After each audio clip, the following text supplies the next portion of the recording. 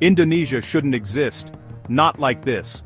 17,000 islands scattered across the equator, perched on one of the most violent collision zones on Earth.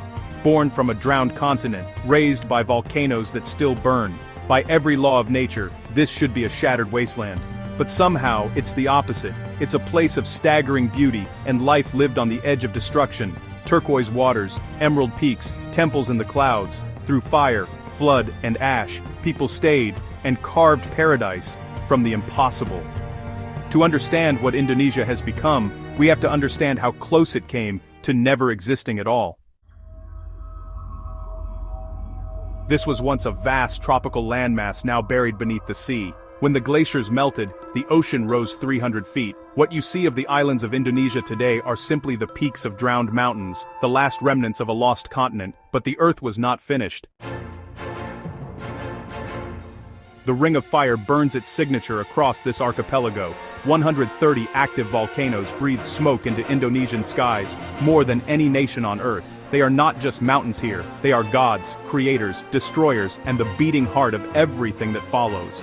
Mount Tambora once screamed so loudly it plunged the world into winter, bringing famine to Europe and turning American skies blood red. Lake Toba, what appears as a peaceful mountain lake, is actually the throat of a supervolcano that nearly ended human existence 74,000 years ago. Its eruption was 1,000 times more powerful than Mount St. Helens, reducing the entire human population to perhaps 10,000 souls. And what's stopping it from happening again? Well, nothing really. That's the paradox of Indonesia. A civilization built on borrowed time, thriving in defiance of everything that says it shouldn't. At Bletku, the Earth itself bleeds. Mud volcanoes bubble and hiss across a lunar landscape, spitting ancient sediments from depths where the ocean floor becomes molten rock. Here the ground moves without earthquakes, breathing with pressures from the planet's core. It is creation in slow motion. New land birthing itself from the deep, one bubble at a time. Yet from this endless destruction, impossibilities emerged. The Wakatobi Atolls rose from the deep like ancient crowns, their coral ramparts, built on the graves of submerged mountains. Here sea nomads learned to read the language of currents and tides, their entire civilization balanced on islands that exist only because the Earth chose to destroy itself and start again.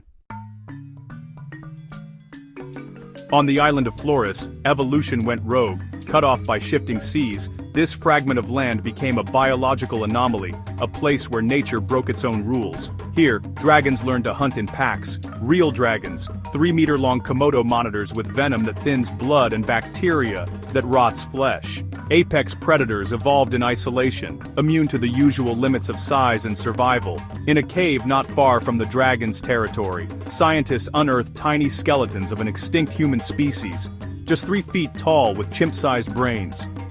Homo floresiensis, a find so bizarre it rewrote the human family tree. But Flores wasn't finished with impossibilities. 3 lakes crown Mount Kelimutu, each a different impossible color. Turquoise, emerald, blood red. They shift their hues without warning, as if the mountain dreams in liquid. Science speaks of minerals and acidity.